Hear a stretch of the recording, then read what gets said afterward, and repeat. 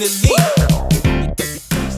goes on, guys? We're back here again with yet another review, and today we're finally going to be taking a look at the brand new Mattel Masters of the Universe Revelations series Trapjaw. Now this is a deluxe figure because it's supposed to go with like Triclops, which, you know, that figure was really cool, so I think he's going to be even cooler in my opinion.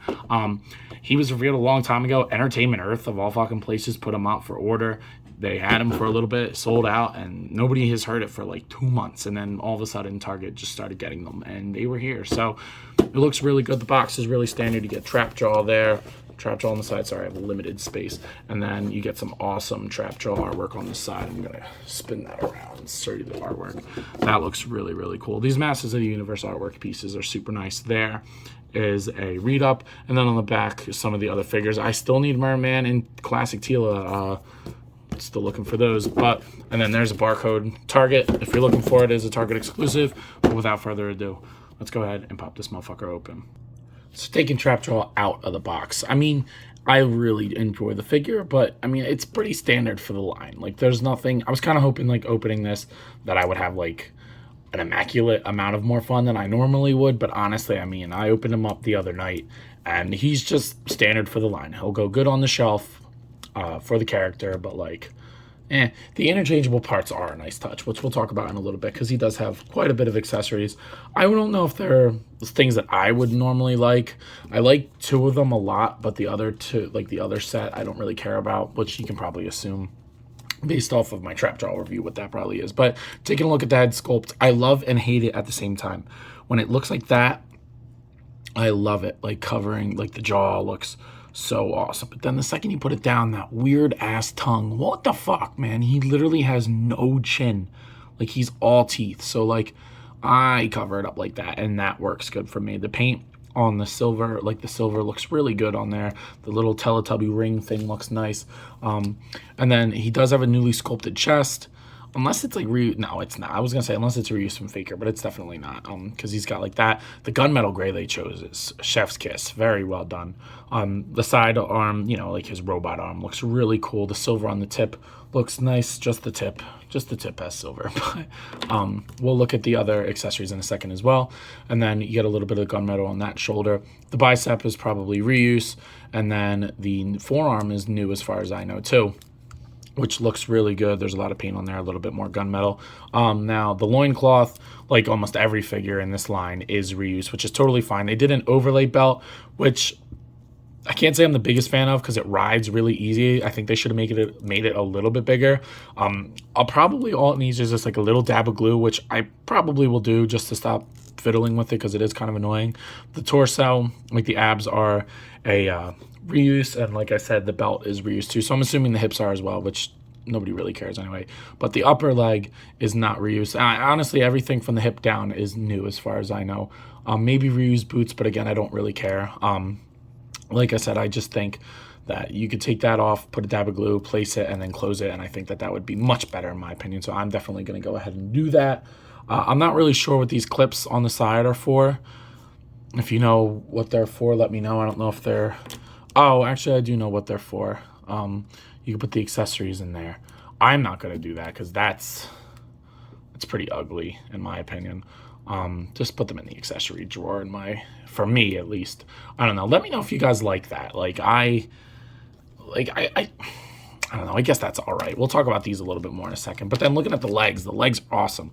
You like this nice neon green. That's a little bit different in color from the rest of them. Kind of throws me off, but then on the other hand, I do like it. I didn't mention it, but the body molded in blue, but has like a nice wash over it. Very well done. And then the silver and the black on the legs look great. You get like this brand new sculpted like knee piece and hinge and all the good articulation in there that we love to see from Masterverse, but with a nice new sculpt for Trapjaw. Now, he looks good. Like, he looks like an updated, modernized version of the classic figure, which is what I like this line for. So I'm fucking with it. But he does have a lot of accessories, so let's go ahead and go over those. So the easy stuff to go over is he does have interchangeable parts. He has an interchangeable left hand, like, I don't want to say human hand. I don't think he's like really a human, but you just pop that in there, and that's the hand I'm going to use. You don't need a grip hand. He has nothing to hold. So that's the hand I'm going to use for that. But then, of course, you know, his robot arm, like the vintage figure, has to have interchangeable parts. So you just pull that off, and then you can either put claw, which I would be careful because it is a little tight, and if this strips, that'll suck. But you do get a claw, which it would have been really cool if it was hinged, but unfortunately it's not. So that's pretty cool. Like I said, just be careful. I really don't want to break this because it is a thin peg. It's a hard plastic piece, but it is thin. And then you get like Captain Hook hand, which I do like this too. I mean, I think my favorite is definitely the gun. That's probably what I'm going to be using. But each of them all have the nice silver on there for the like other pieces. I think that's really cool. So it all matches. It's very uniform, and I think it looks good on him. But I think the thing that most people don't care about is his complete alternate look, which, you know, he has the pieces for. So let me go ahead and put that together for you. So here it is, his Techno Colt look, which it looks good for what it's supposed to be. I mean, you get this soft goods thing that's just a Velcro. You like throw the arms back or forward, slide that on, Velcro the back, slip on, pop off the head, slip on the plastic overlay piece, which is like this. And this, it has a really good texture on the inside, which is really cool. The paint is very well done. And then pop the belt over it. You do have to pop the alternate belt off or it will not fit. So just keep that in mind. It probably has to do with the hooks on there. But I mean, not my cup of tea, but if you're into that, that's all you. I mean, because I know a lot of people have a ton of Motu figures. I mean, I know a lot of people have had the license over the years, so people probably don't care about a classic Trapjaw anymore. There's going to be people out there who don't. For me, this is my first ever Trapjaw figure. Actually, I did have the vintage one at one point, but that was because it was from a gift from a friend. But anyway, yeah, no, so if you want an alternate look for him, there you go. I also would like to mention he will go good with Triclops. I just don't have Triclops here to compare him to. As far as articulation for old Trapjaw, the head's on the ball peg, so it's going to do the things that it does on a ball peg. It actually looks up better than most, though, so I do like that. The jaw is going to open, but if I were you, I'd keep that shit closed because that mouth is gross. Shoulders will move up.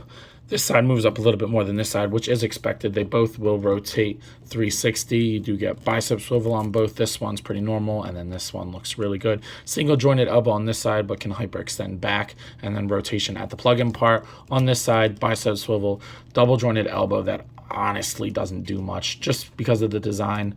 That bicep's a little ugly, but it doesn't really matter. Rotate and hinge on the hands. You get the upper diaphragm joint that goes back, forward, rotate at the waist. But like I said about the Buzz figure, which if you haven't watched my review on this, go watch that.